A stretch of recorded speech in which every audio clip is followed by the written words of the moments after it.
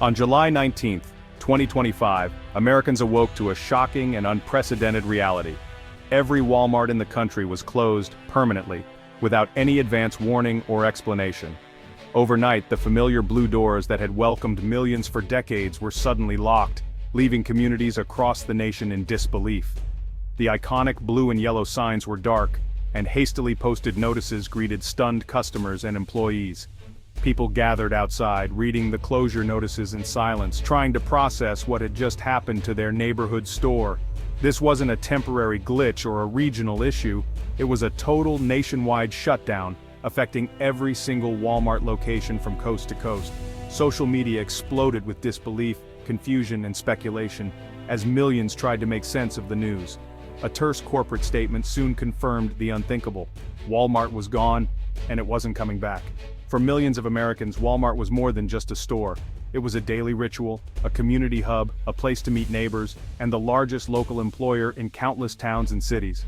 The closures instantly created food deserts in small towns, leaving entire communities without access to affordable groceries or basic necessities. 1.6 million employees were left jobless, with no warning, no severance, and no final paycheck to help them through the sudden crisis.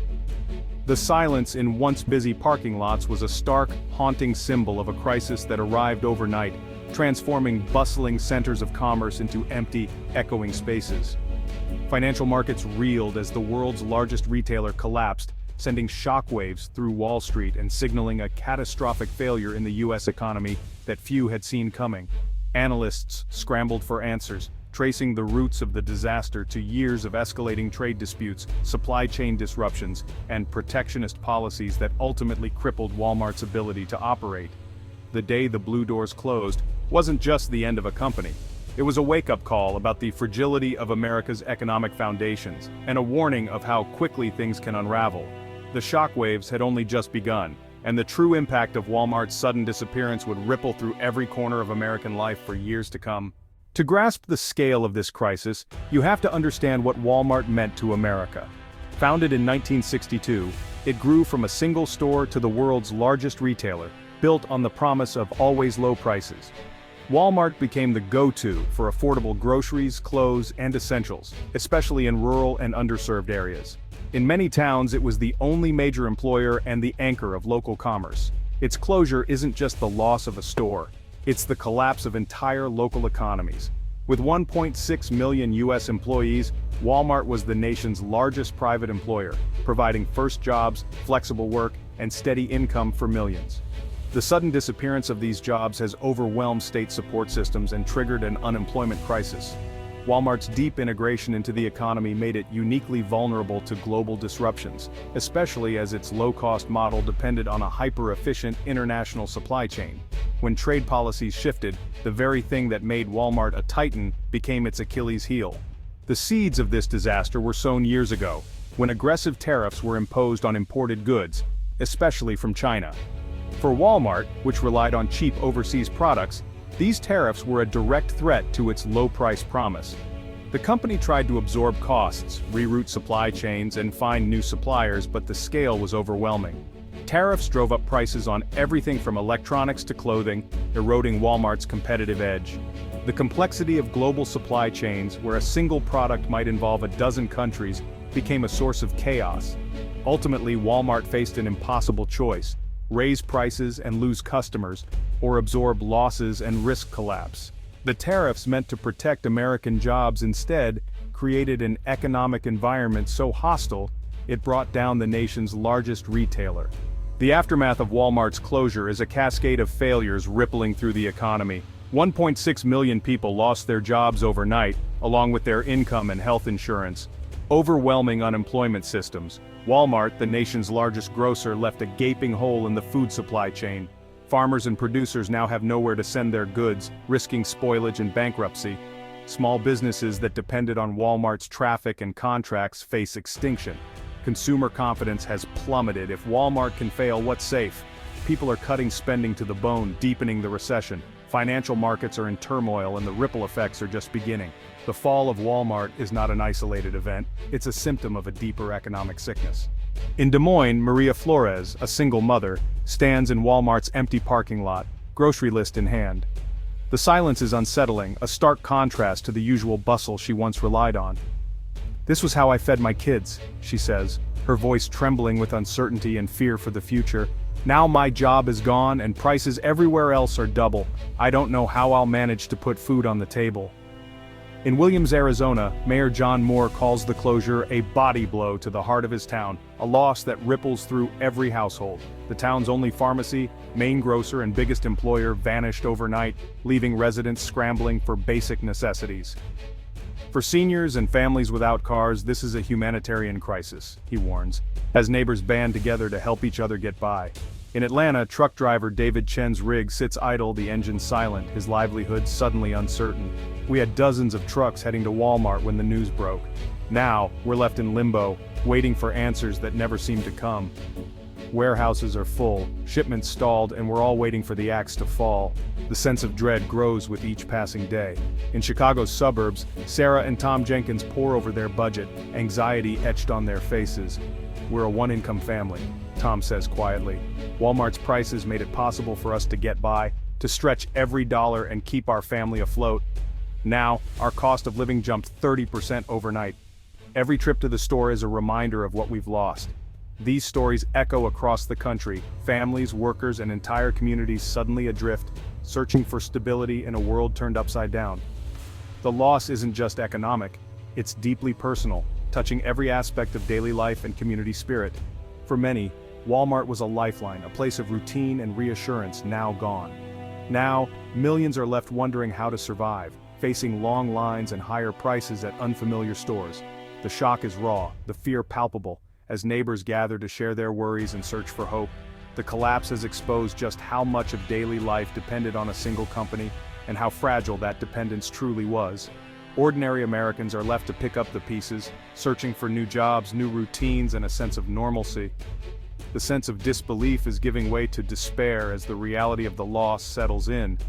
The question on everyone's mind, what now? The future feels uncertain and the answers are nowhere in sight. The numbers tell a grim story. Overnight, 1.6 million people lost their jobs, spiking the unemployment rate by a full percentage point, the largest mass layoff in U.S. history. Secondary job losses could push the total affected to over 3 million, triggering a severe recession. Rural America is hit hardest. In over 1,500 counties, Walmart was the largest employer. In 500, it was the only source for fresh groceries. Food deserts are expanding rapidly, especially in the South and Midwest. Walmart's distribution network handled 15% of all retail freight. Its collapse has sent shipping volumes and spot rates plummeting. Grocery and household prices are forecast to jump 3–5% as consumers turn to more expensive stores. The closure wiped out nearly $400 billion in market value, shaking retirement savings and the stock market. The failure of one company, accelerated by protectionist policy, has pushed the U.S. economy to the brink. The crisis is national, and the consequences are just beginning.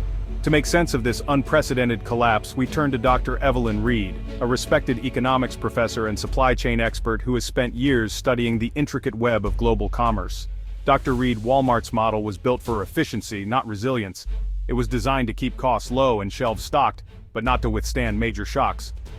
Tariffs acted like sand in a finely tuned engine, at first just friction, but eventually the engine seized. The system that once ran smoothly began to break down under the pressure.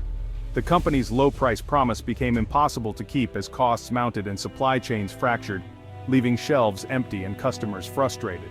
Dr. Reed: "Tariffs were meant to protect jobs, but they misunderstood the modern economy. The world is more interconnected than ever before. You can't shield one sector without hurting another. Every action has a ripple effect, impacting workers and businesses far beyond the intended target. The result? 1.6 million retail jobs lost, with millions more at risk as the economic shockwaves continue to spread across communities. It's like fixing a leak by blowing a hole in the dam," she says, highlighting the unintended consequences of hasty policy decisions. The immediate challenge is humanitarian: feeding people, providing a safety net, and ensuring families don't fall through the cracks during this crisis. The long-term challenge is structural. America can't simply rebuild Walmart as it was. The landscape of retail and employment has changed. The collapse exposes the dangers of relying on hyper-efficient, low-cost models that leave little room for error or disruption. Dr. Reed, we must now decide, do we want low prices from global trade, or do we value the security that comes with economic nationalism and local production? We can't have both. The nation stands at a crossroads, forced to weigh the benefits and risks of each path forward. The nation faces a painful reckoning, one that will shape the future of its economy and the lives of millions for years to come. In Washington, Walmart's collapse has thrown the government into chaos. Emergency meetings are underway, but a unified response is elusive. The administration blames inherited tariffs. Congress is paralyzed by partisan gridlock. Democrats demand expanded social safety nets and repeal of tariffs. Republicans defend tariffs and blame Walmart's management. Even within parties, divisions are deepening, stalling any real action. The Federal Reserve may intervene to stabilize markets, but it can't restock shelves or rehire millions. The crisis has exposed the limits of government power in the face of massive economic dislocation. As politicians argue, Americans wait for answers and relief. July 19, 2025, marks a turning point in American history. Walmart's sudden closure is a national economic heart attack, exposing the fragility of global supply chains and the risks of protectionist policies. The immediate future is uncertain. Millions need food, income, and healthcare. Supply chains must be rebuilt. A deep recession looms. This crisis forces a fundamental debate. Do we rebuild globalized free trade or double down on economic nationalism? The path chosen now will define America for generations. The old way is over, a new direction is needed. The work of building a more stable, resilient future must begin now. The stakes could not be higher.